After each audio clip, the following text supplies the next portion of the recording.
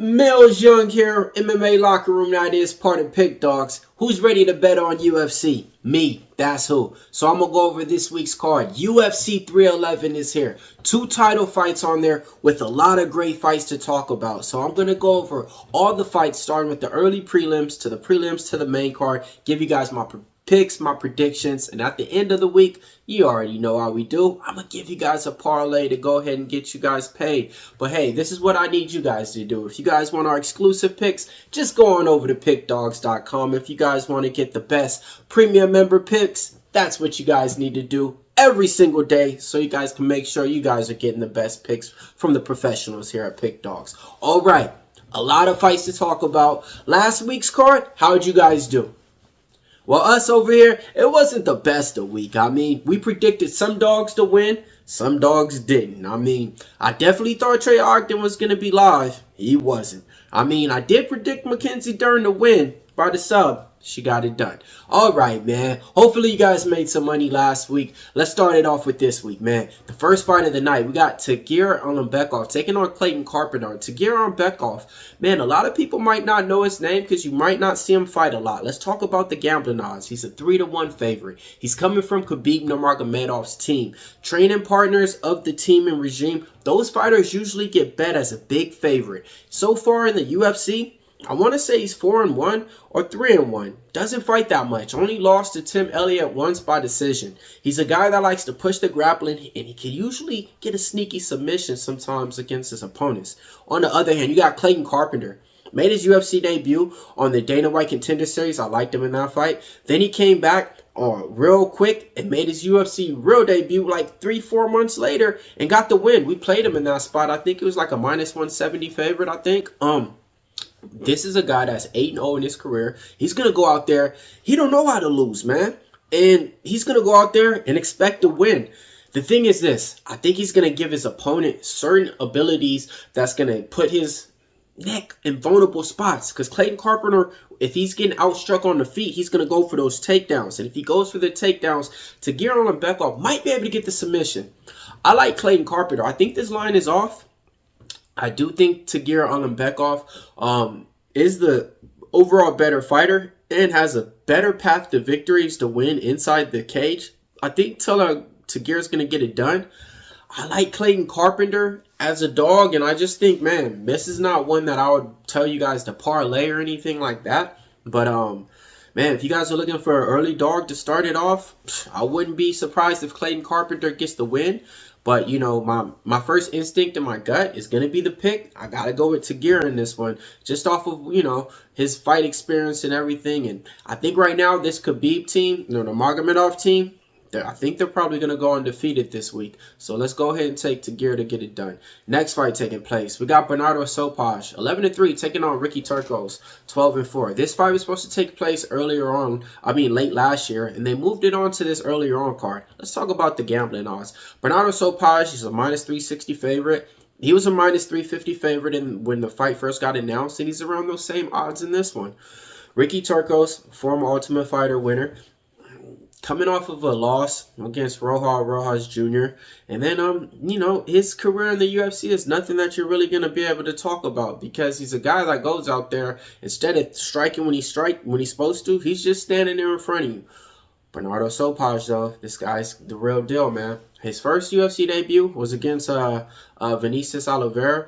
And, you know, it was a good fight until it wasn't. He got brutally knocked out because he did take that fight on short notice, I think. But he trains with a good team and a good camp. Me, I like Bernardo Sopaj in this spot to get it done. Next fight taking place. We got RAR Nakamura taking on Muran Gafarov. All right, RAR Nakamura is a highly accredited wrestler, right? But he's explosive with his hands at the same time. He's one of those guys that might leave a sour taste in your mouth from his last fight out because he won by decision. And a lot of people played him to win inside the distance. So in this fight, he's a -460 favorite, I want to say. 475 favorite in this one. I think it's warranted. I think he should be able to win. He's always a big favorite so far in his couple of UFC debut fights.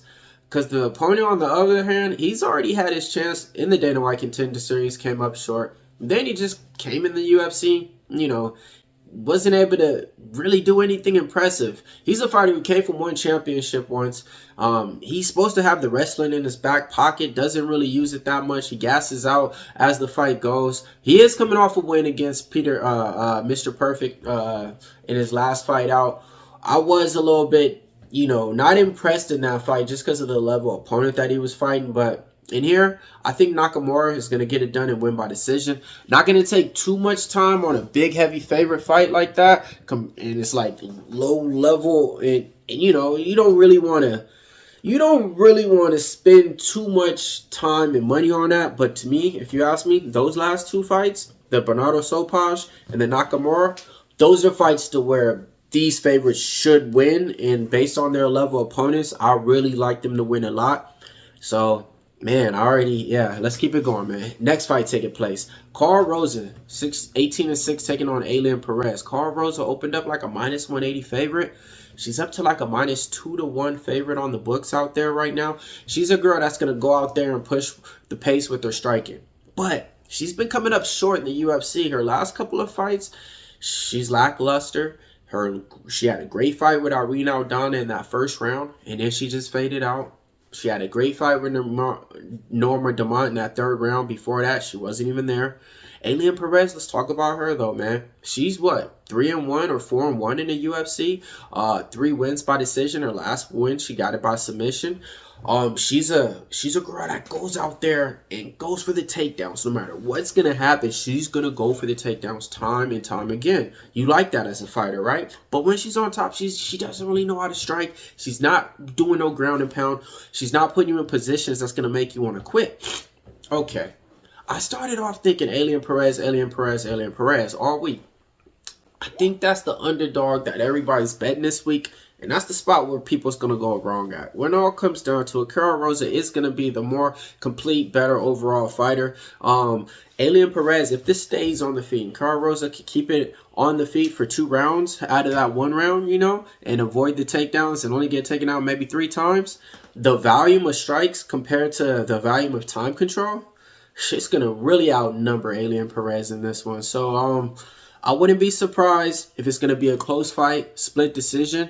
But I think this is the one underdog on here that a lot of people are going to be betting on the window and saying, "Oh man, I can't believe Alien Perez is an underdog. Alien Perez is an underdog," and it's like that for a reason. And then the money's coming in more and more. It's probably like that for a reason as well, man. I'm going to follow the money on that one. But first, I'm going to follow my gut, my first pick, man. So I'm going to go with Rosa to get it done on this one. All right, next fight taking place. We got Reese taking on Asar Borov. Man, Zachary Reese was supposed to be taking on Cedric Dumas. A fighter I had an interview with was coming out to California to fight, and he had to pull out the fight. And here comes a newcomer, Asar Borov. Let's talk about the gambling odds, because usually whenever a fighter's making his debut on short notice, he's usually a big underdog, right? Not in this one. He's the favorite in this one. Zach Reese is the underdog in this one. Now, Asar Borov is a fighter who trains at American Top Team. He's came from the LFA promotion before, defended the belt with them a couple of times. I want to say defended the belt at least 3 times before. So he's a guy that's going to have certain type of fight experience. Zach Reese, if you ask me, he's going to have problems that Asmar's not going to be able to prepare for. And that's going to be the cardio late 2nd, 3rd round. I think Zachary Reese could keep this on the feet. She's going to have the striking advantage. And I think later on in the fight, man, he might even be able to win inside the distance, man, and pull out that submission. I do like Asar Borov from the stuff that I've seen. I'm happy he's in the UFC. I don't think this is too big of a fight for him. But I thought this was a fight to where I was going to say, oh, okay, cool, I could get Borov, big plus money underdog or something. And nah, he's the favorite. Taking this on short notice, nah, I got to go with the fighter that was supposed to be originally on this card, and he was a -260 favorite, I want to say, against Cedric Dumas in that spot. All right, everybody, smash the like button for me one time. Hit the comments for us up one time. We got UFC at 311. It's going down right out here in Los Angeles, okay? Right at the new arena where the Clippers play. Ah, man, the Fire's they couldn't keep the fights away. So, you know, the fights are still going to go on, man. But we praying for everybody out here in LA because this houses got burned and businesses went down. But let's talk about the fights, though, because let's keep it going because we got some fire fights, man. All right, man. We got Grant Dawson, 22-1, taking on Diego Ferreira. Grant Dawson's a minus 270 favorite, I want to say, opened up. Now he's maybe up to a minus 3-1 favorite. He's a guy that usually goes to decision in his fights, but the guillotine is always live. He had 5 wins by KO, and then he has 7 first-round finishes at that as well. And here, Diego Ferreira, he's an explosive fighter on the feet. He's going to really have the striking advantage. If Grant Dawson can't get the takedowns and this stays on the feet, Diego Ferreira is going to knock out Grant Dawson, I think. But more of what my eyes been watching and seeing and telling me was Grant Dawson is just relentless with the takedowns, and he's going to be able to do this for at least 3 rounds on here. But Diego Ferreira is a real dangerous jiu-jitsu player. So if they're down there playing jiu-jitsu, you don't want to mess with Diego Ferreira too much, man. I do like the over in this spot. I do like the over 2.5. It's a sneaky spot. I think you can get in on that as well instead of picking the sides and making it more volatile. But the pick's going to be Grant Dawson in there. But that is one to where Grant Dawson's been knocked out before. And Diego Ferreira, he might just be able to pull it off, man. He's about to turn 40 years old this Saturday. It's going to be his birthday. What hell of a birthday gift if he got the big upset. But the pick's Grant Dawson. Next fight taking place, we got Bodon and Gusgo taking on Billy Lacuna. All right, this fight just got put together on short notice because Gusgo's opponent, Johnny Walker, pulled out. All right, let's talk about the gambling odds. That, I think Bodon's, what, a minus 2-1 favorite out there. Billy, I haven't seen anything good in his recent fight tapes. He's not a fighter that I scouted. He's not a fighter that I've seen before on other regional promotions or anything. So I can't go up on a list of things that he's good at or anything. I could just tell you the things that I've seen recently on tape study. I mean, his striking's okay. He has potential. But the level of opponents that he's fighting to and the level of opponents he's losing to just kind of shows where he's going to be in here. I think Bodon's going to be able to win by KO, get it done, real quick and early in that one. All right, next fight taking place. We got Jailton Almeida taking on Sergey Spivak. This one's going to be a good one. Jailton Almeida is a big favorite, minus 350, minus 4-1 favorite on the books. He's taking on Sergey Spivak. This is a fight that both these guys are kind of the same type of fighter, you know what I mean? They're grapplers that wants to implement the wrestling. I think this line is way off, man. I thought Jailton Almeida was going to be like minus 260 on the books to open up and stay around that, go to minus 280 maybe. Just because it is. If Sergey Spivak can get Jailton Almeida on his back, Jailton Almeida ain't getting up. Like, it's just like that. And on top of it, Jailton Almeida is fighting at heavyweight. He's not a true heavyweight. He's a light heavyweight. He would just fight at heavyweight at times because he needed fights. And then now it seems like he's fighting at heavyweight because he don't want to cut weight. So with that being said, I do think Jailton Almeida wins. I want to say probably by submission. But at minus 4-1 favorites, I think there's other things on there to parlay because I do think both these guys do have the submission ability in there. And I think Sergey Spivak's a good wrestler. And so far, Jailton Almeida, when he fights good wrestlers, it doesn't go his way. But yeah, Sergey, this is one on here too to where I think the lines is off. And y'all let me know if you guys are betting on Sergey Spivak, man. I made money with them a lot of times before. You're getting them at a good underdog price in here. The only thing is this, Jailton Almeida in that first round, he's relentless. And relentless, you just can't stop the takedowns. But this goes to that second round. Who knows, man? Or Sergey Spivak goes out there and gets the takedowns on him. Who knows how this goes. But I like Jailton Almeida in this one. All right, next fight taking place. We got a good one, man. We got Peyton Talbot taking on Ronnie Barcelos. Man, let's go.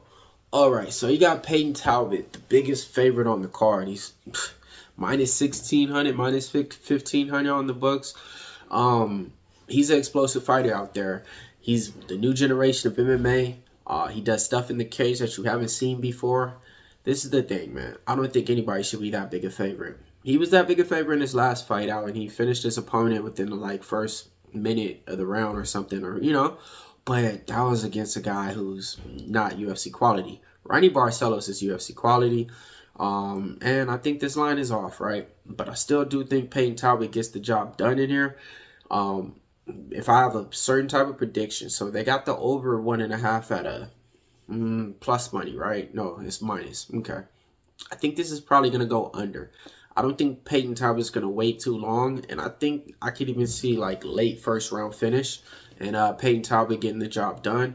But for the people out there, man, I think too many people are not looking at the fact that Ronnie Barcelos has great jiu-jitsu. And if this turns into any type of grappling match, and if Peyton Talbot just gets held down for like the first round or anything, those odds are going to drop. He's going to go from like a minus 1,600 to probably like a minus 200 favorite, right?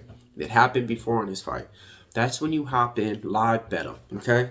Live bet him. So if Peyton Talbot loses the first round, he's going to drop crazy, right? And it's happened before once in this fight. We were able to get him at like a minus 110 favorite. But look for that as a live odds. And then, you know, look for Peyton Talbot to get the job done in round 1, round 2 as well, inside the distance.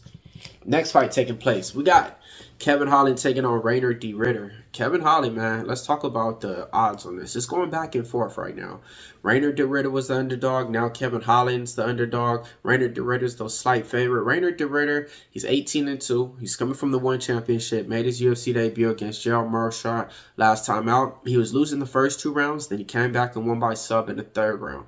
And that was impressive because the guy that he subbed has the most submissions in the division. Kevin Holland is a guy that struggles with takedown defense. That means if you're going out there and if your specialty is submissions and grappling, you got what you want right now in a level of opponent, right? But Kevin Holland's going to have the great advantage on striking. De Ritter doesn't have that great of striking, okay? And if he gets hit, sometimes he reacts real slow. Kevin Holland, man, if he sees you hurt, he's going for the kill. But the fight IQ, sometimes you just can't trust it with them in there. I do think this is a close fight, and it really just depends on which Kevin Holland shows up, right? And in this one, I think De Ritter is going to have the advantage because one thing is Kevin Holland's last fight against Roman Dolidze, he got hurt. He pulled an injury, he pulled a rib or something. And this is his fight coming back after that. And it's on short notice because, yeah, it's on short notice as well. So I don't think that he was just like back in the gym training, doing everything compared to if he just lost in this fight. It wasn't from a rib injury and, recovering and healing from that and taking a fight like this. Man, I got to go with De Ritter in here, but it's a close fight. Let me know who you guys got, man. Y'all got Kevin Holland or y'all got De Ritter? Next fight taking place, man. It's going to be a good one. We got Renato Moicano taking on Bernardo Dariush. Renato Moicano, give me money. He's the favorite on here. Minus 180, minus 175 on the books out there. Bernardo Dariush, underdog. But Bernardo Dariush, he's coming from the California background. Fighting out here in Yorba Linda. Fighting out here in Orange County. Fighting out here in Anaheim. Where's the fights going to be? They're going to be in Los Angeles. This is my only theory. I don't think any fighter that's coming from Los Angeles is going to lose on this card. It's just one of those things. The Rams did their thing already. I think Bernardo Dariush is getting disrespected in the odds a little bit just because he didn't look good in his last 2 fights. He got finished, I agree, right? But that's against Armand Tsarukyan and against Charles Oliveira. I think both those fighters would finish Renato Moicano. Renato Moicano is looking good in his last couple of fights. 4-fight win streak, I want to say. Finished Jalen Turner in his last fight out. But in this fight, though, Bernardo Dariush is a guy that's going to go out there and throw everything that he got in that first round. And if Moicano can't take it, Bernardo Dariush is going to look for the kill. Oh, man, I've been going back and forth on this one all week. Man, Moicano is good, though. And that confidence. Okay, so let's talk about this. When a fighter's confidence sometimes starts going down a little bit, I think that's big. Bigger than what, some fighters think. And right now, the confidence on Moicano is just going just like this. And he believes and thinks that he can finish anybody out there in the cage, right? So, I've got to go with, man, my first gut was Bernardo Dariush, and I was just like, yeah, man, people got this wrong, and, the odds are going to be in favor. And Moicano's chinny, too. Damn, man. I've been all right, man. I gotta go with Moicano in this one, man. The confidence. This is the reason why, man. It's really just off of the confidence. If we're talking about skill level, I believe that Bernardo's skill level is way higher. Not way. I'm sorry. Is higher than Moicano, but just the way that Moicano has been performing, he doesn't have any wins against people like Bernardo used to. I'll give you that, okay? But this is the thing. It's a back and forth fight, as you see, man. I don't know, man. I'm not personally betting it. Yeah, I'm not personally betting. If I was, I'm probably betting the Bernardo Dariush side, okay?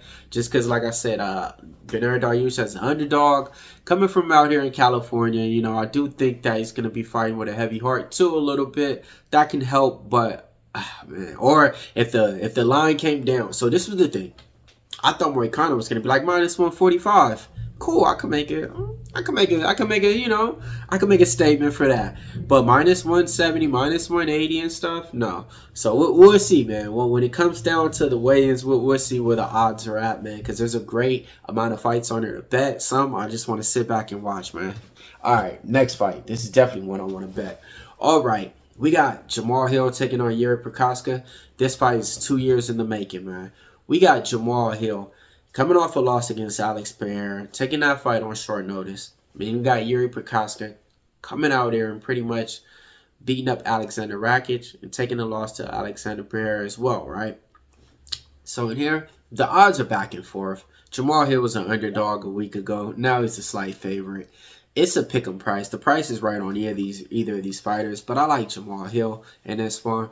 I think that Yuri Prochazka's lack of defense and, you know, orthodox tactics is going to give Jamal Hill what he needs out there. Jamal Hill has, like, his strikes are calculated. He's not just out there throwing. He's throwing up a lot of volume. I think he averages like 7.7 significant strikes landed per minute.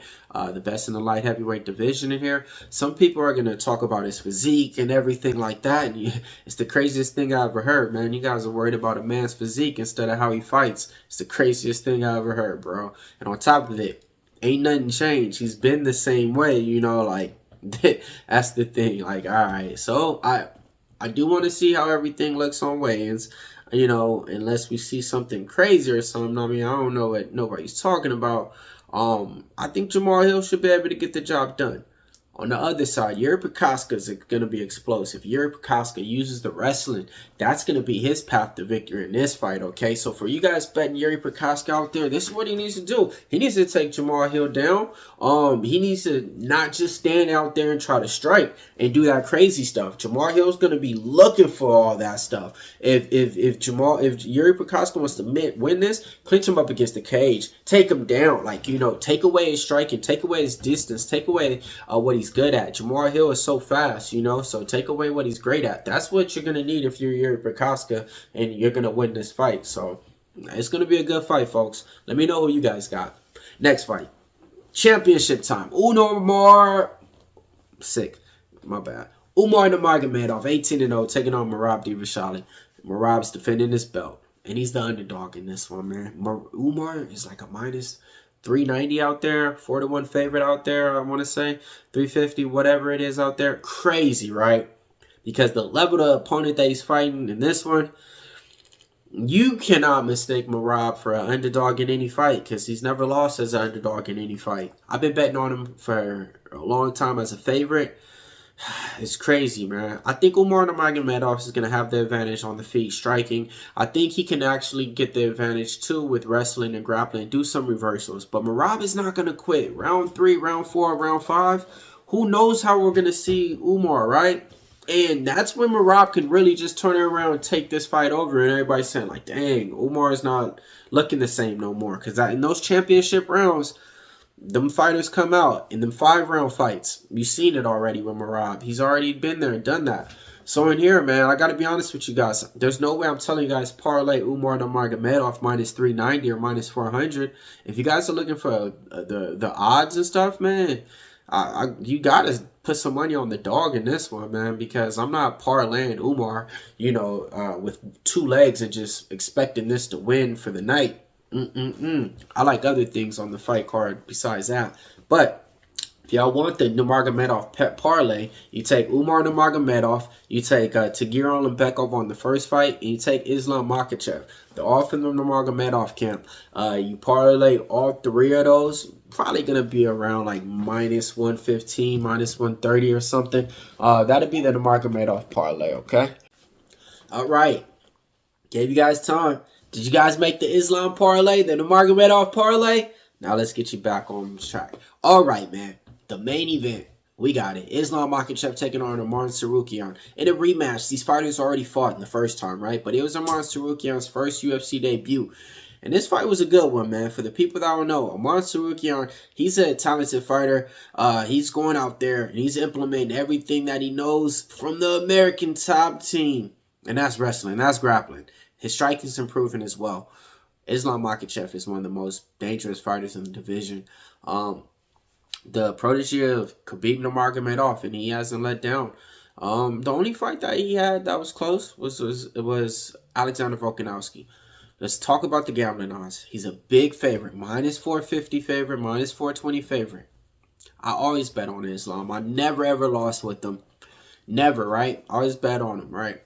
But in this one, I've never been able to bet on Arman Tsarukyan as an underdog. Just with that, I do not think that there's a big enough gap level between plus 300 underdog and Islam Makhachev. That big of a gap level. I have to go with Arman Tsarukyan in this one. Based off of the odds, based off of him getting better, and just, you know, it's hard for those champions to keep defending those belts, man. You know, when you're going through those camps and those teams and you got to be the best of the best for forever, it's hard, you know. But he is the most dominant champ, and I do believe this.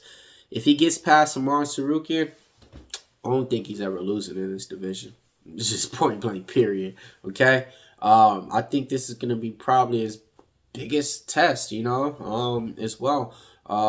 But for the fighters for the people out there, if Islam was I think this line is way off. That's why too. I gotta go with the Arman Tsarukyan just as a betting perspective in there too as well. And I don't think this fight's gonna be too off from being close. I think when the fighter fights in and the judges are reading out the winner, I think both these guys are gonna be looking and thinking they won. And I think some judges are gonna say this, some judges are gonna say that. So I think it's gonna be close, man. And I like the dog in this one. Like I said, those odds are just crazy. I can bet on Arman Tsarukyan to win at a plus 300. So that means this. Instead of me putting a full unit, I could put a half unit on this and still make some good money. Sign me up right here. Parlay to get you paid. Everybody hit the like and hit the subscribe. All right, man. I'm taking Ronnie Nakamura. And now I'm taking Sopaj. That's my bulletproof parlay to get you paid, okay? All right. MMA Locker Room here, part of Pick Dawgz. Hit the like, hit the subscribe so you know when we go live.